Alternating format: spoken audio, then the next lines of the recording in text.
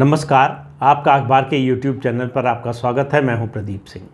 गुजरात कांग्रेस के कार्यकारी अध्यक्ष हार्दिक पटेल ने अपने पद और कांग्रेस की प्राथमिक सदस्यता दोनों से इस्तीफा दे दिया। इस्तीफा देते हुए उन्होंने कांग्रेस की कार्यकारी अध्यक्ष सोनिया गांधी को एक पत्र लिखा। उसमें लिखा कि कांग्रेस किस तरह से रास्ते से भटक गई है, कैसे वो हिंदू विरोधी हो गई है, कैसे वो गुजरातियों के विरोध में है, सरदार पटेल के विरोध में, तमाम बातें। लेकिन राहुल गांधी का जिक्र करना नहीं भूले। कहा कि राहुल गांधी का सीधे उनका नाम नहीं लिया, लेकिन कहा कि दिल्ली के एक नेता को चिकन सैंडविच की ज़्यादा चिंता है और पार्टी को जब ज़रूरत होती है तो वो विदेश में रहते हैं। तो आप देखिए कि जो भी कांग्रेस छोड़कर जाता है, राहुल गांधी के बारे में चर्चा करना, टिप्पणी करना नहीं भूलता है। इससे अंदाज़ा लगाइए कि राहुल गांधी के बारे में पार्टी में जो लोग हैं उनकी स्थिति क्या है, उनकी सोच क्या है।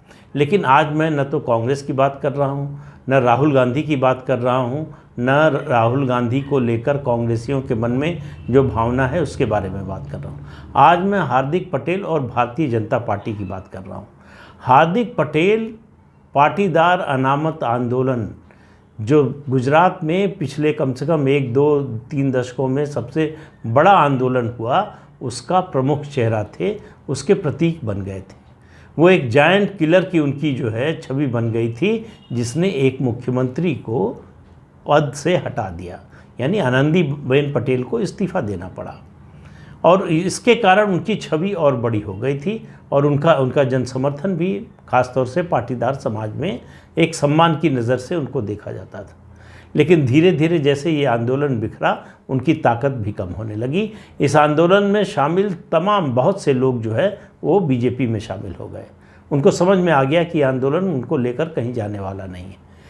उस समय जो लोग शामिल हुए, उनको हार्दिक पटेल और उनके साथियों ने जितना परेशान किया, इसलिए सवाल ये उठ रहा है कि अगर हार्दिक पटेल भाजपा में आते हैं, जिसकी पूरी संभावना है, जिस तरह से वो पिछले कुछ दिनों से भारतीय जनता पार्टी की प्रशंसा कर रहे हैं, केंद्र सरकार की, गुजरात सरकार की, प्रधानमंत्री की, केंद्रीय गृह मंत्री की, सबकी प्रशंसा कर रहे हैं, उससे बड़ा स्पष्ट है कि वो बीजेपी में आ रहे हैं और उनकी बातचीत चल रही है लंबे समय से।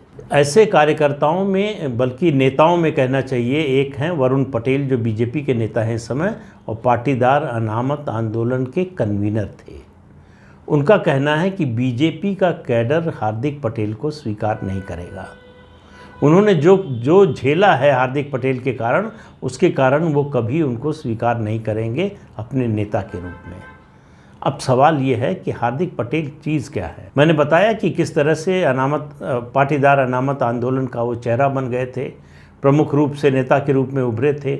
बहुत कम उम्र थी, तो इसलिए भी उनकी राजनीतिक महत्वाकांक्षा और ज़्यादा जगी हुई थी। तो कांग्रेस के लोगों का जो कहना है, और ये बात कोई आज उनके कांग्रेस छोड़ने पर नहीं कही जा रही है। कांग्रेस के गुजरात प्रभारी थे राजीव सातव, अब दुनिया में नहीं है, कोरोना के कारण उनका देहांत हो गया।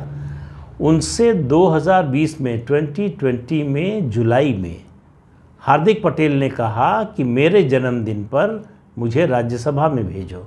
उसी साल उनका जन्मदिन था। कहा मुझे राज्यसभा में भेजो या मुझे गुजरात प्रदेश कांग्रेस का अध्यक्ष बनाओ। 2019 में वो कांग्रेस में शामिल हो गए थे। अब आप देखिए, 1 साल मुश्किल से बीता और वो चाहते थे कि पार्टी का अध्यक्ष बना दिया जाए, राज्यसभा भेजा जाए। और कांग्रेस ने आखिर उनको 2021 में कांग्रेस का कार्यकारी अध्यक्ष बना दिया गुजरात का।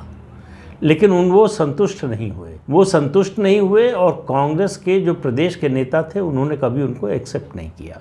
नतीजा ये हुआ कि कार्यकारी अध्यक्ष का कोई कार्यक्रम गुजरात में हुआ नहीं, पार्टी के लोगों ने अरेंज नहीं किया, होने नहीं दिया। तो हार्दिक पटेल जो है कोने में पड़े जो है वो कुढ़ते रहे। उससे ज़्यादा उन्होंने कांग्रेस के लिए कुछ किया नहीं।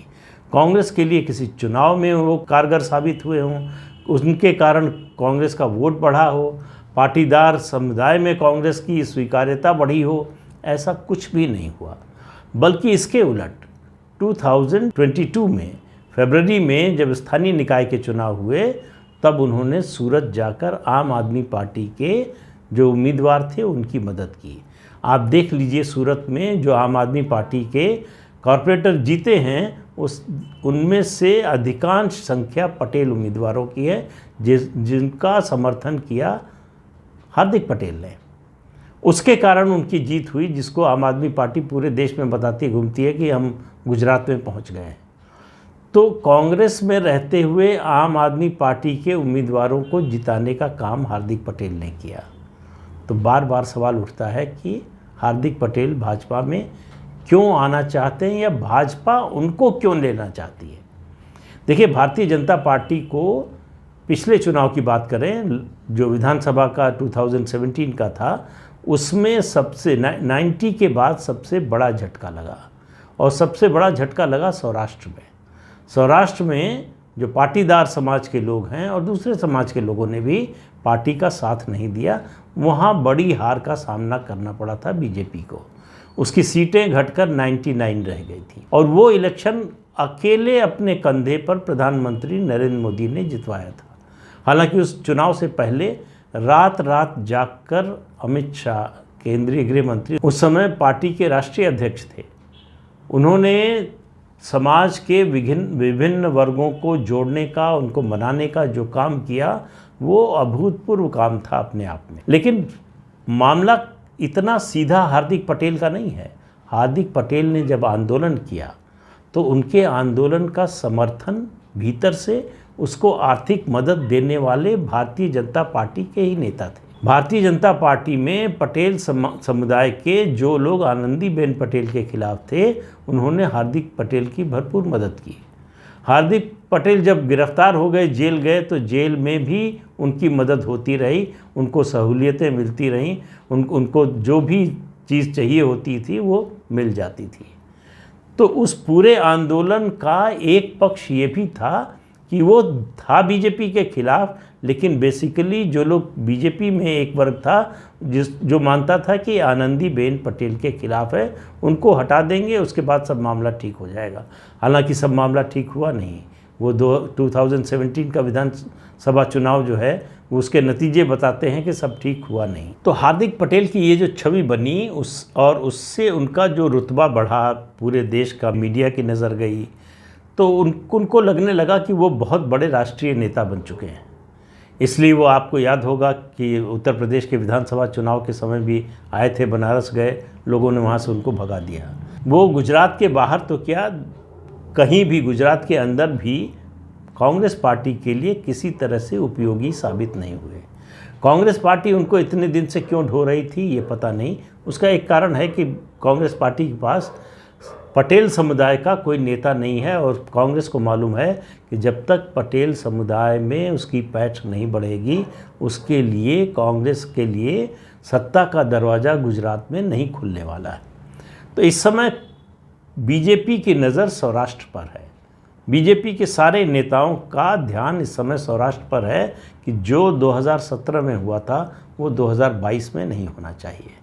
अब मुश्किल से 6-6.5 महीने बचे हैं चुनाव के, इसलिए पार्टी नेताओं का आप देखें कार्यक्रम जो है सबसे ज़्यादा सौराष्ट्र में लग रहे हैं। तो हार्दिक पटेल को लाने से क्या होगा? हार्दिक पटेल को क्यों ला रही है पार्टी? हार्दिक पटेल को लाने की बात काफ़ी समय से चल रही है। उनसे कहा यह गया कि आप अपने साथ कांग्रेस के 10-12 विधायकों को लेकर आइए, इससे आपकी ताकत का पता चलेगा, इसके आपके आने का जो है असर होगा, इससे पार्टी में, आपकी पार्टी कैडर में जो स्वीकार्यता है वो बनेगी। लेकिन जो लोग चाहते थे कि वो 10-12 विधायकों को लेकर आएँ, उसी के बरक्स ऐसे भी लोग थे जो चाहते थे कि इस मिशन में हार्दिक पटेल फेल हो जाए, और हार्दिक पटेल फेल हो जाएं और कोई विधायक उनके साथ कांग्रेस का ना आए, ये बीजेपी के ही लोग चाहते थे। और हुआ आखिर में यही। हार्दिक पटेल ने बुधवार को इस्तीफा दिया है, उनके साथ कांग्रेस का कोई विधायक अभी तक नहीं गया है। अगर वो 10-12 विधायकों को लेकर आते भाजपा में तो उनकी एक बड़ी हैसियत होती। अब वो घटे हुए दाम पर आए, उनकी वो राजनीतिक हैसियत नहीं रह गई। अब फिर से सवाल कर रहा हूँ कि उसके बावजूद बीजेपी क्यों लाना चाहती है? हार्दिक पटेल में ऐसी क्या बात है? बीजेपी को और उसके नेताओं को पता है कि हार्दिक पटेल उसके लिए किसी तरह से उपयोगी नहीं है। हार्दिक पटेल के आने से बीजेपी का कोई वोट नहीं बढ़ने वाला। पटेल समुदाय में जो भी नाराज़गी थी उस समय आंदोलन के कारण, वो अब दूर हो चुकी है। पटेल समुदाय पूरी तरह से भारतीय जनता पार्टी के साथ है। हार्दिक पटेल को लाने का कारण ये है कि ये जो कालिया नाग जिसने फन उठाया था, उसके फन को हमेशा के लिए कुचल दिया जाए। भाजपा चाहती है कि वो जो जायंट किलर की इमेज बनी थी, वो जो एक समय लगने लगा था कि पाटीदार समाज का सबसे बड़ा नेता और वो भी युवा नेता उभर कर आया है, वो ऑरा जो बना था हार्दिक पटेल का, वो ख़त्म हो जाए। हार्दिक पटेल भारतीय जनता पार्टी में पटेल समुदाय के जो नेता हैं, उन्हीं की तरह उनकी कतार में पीछे खड़े नज़र आए। इससे ज़्यादा कि उनकी हैसियत न रहे। वो अगर भाजपा से बाहर होते तो उनकी उस छवि का इस्तेमाल कांग्रेस, या कोशिश हो रही थी कि आम आदमी पार्टी में चले जाएं। आम आदमी पार्टी में जाते तो वहाँ कोशिश होती कि पटेल समुदाय का इतना बड़ा नेता जो है हमारे साथ आ गया है। उन सब अटकलों को विराम लगा दिया है भारतीय जनता पार्टी ने। भारतीय जनता पार्टी दो रणनीतियों पर चलती है, एक अपने को मजबूत करना और दूसरा अपने विरोधी को कमज़ोर करना। हार्दिक पटेल को लाकर चुनाव से 6 महीने पहले पार्टी के मतलब कांग्रेस के कार्यकारी अध्यक्ष, वर्किंग प्रेसिडेंट को तोड़कर अपनी पार्टी में लाने से कांग्रेस के कार्यकर्ताओं का मनोबल गिरेगा। कांग्रेस में पटेल समुदाय का जो अभी तक जो है एक तरह से तमगे की तरह लेकर घूमती थी कांग्रेस कि इतना बड़ा नेता है, वो नहीं रहा। तो कांग्रेस कमज़ोर हुई और भारतीय जनता पार्टी में जो पटेल समुदाय के नेता हैं, उनके लिए कोई मुश्किल नहीं हुई। हालांकि कहा यह जा रहा है राजनीतिक हलकों में कि नरेश पटेल जो कि आने वाले हैं कांग्रेस में, इसलिए हार्दिक पटेल जो है कांग्रेस छोड़कर चले गए। नरेश पटेल आएंगे कि नहीं आएंगे पता नहीं, लेकिन उनकी राजनीतिक हैसियत क्या होगी ये अभी बंद मुट्ठी है, खुली नहीं है। इस पर मैं एक वीडियो बना चुका हूँ, इसलिए उसके बारे में ज़्यादा विस्तार में नहीं जाऊँगा। लेकिन हार्दिक पटेल का आना, मेरा मानना है कि आना मतलब अभी आए नहीं हैं, औपचारिक घोषणा नहीं हुई है। जिस दिन आ जाएंगे आप मान कर चलिए कि 2022 विधानसभा चुनाव हार्दिक पटेल के राजनीतिक जीवन की यात्रा पर विराम लगाने वाला होगा। उसके बाद उनकी कोई राजनीतिक हैसियत नहीं रह जाएगी। ये जो उन्होंने बीजेपी को परेशान किया था, दुख दिया था, उसका बदला पूरा हो जाएगा। कांग्रेस कमज़ोर हो जाएगी और बीजेपी को कोई नुकसान नहीं होगा। ये स्ट्रेटजी जो है वो लग रहा है कि बीजेपी की काम कर रही है, लेकिन उसका असली नतीजा, उसका असली असर 2022 के विधानसभा चुनाव के नतीजों के बाद देखने को मिलेगा। तो इस अंक में इतना ही। अगले अंक में फिर मिलेंगे किसी नए मुद्दे के साथ। तब तक के लिए इजाज़त दीजिए। नमस्कार। आपसे अनुरोध है कि ये चैनल देखिए, शेयर कीजिए, लाइक कीजिए और सब्सक्राइब ज़रूर कीजिए। नमस्कार।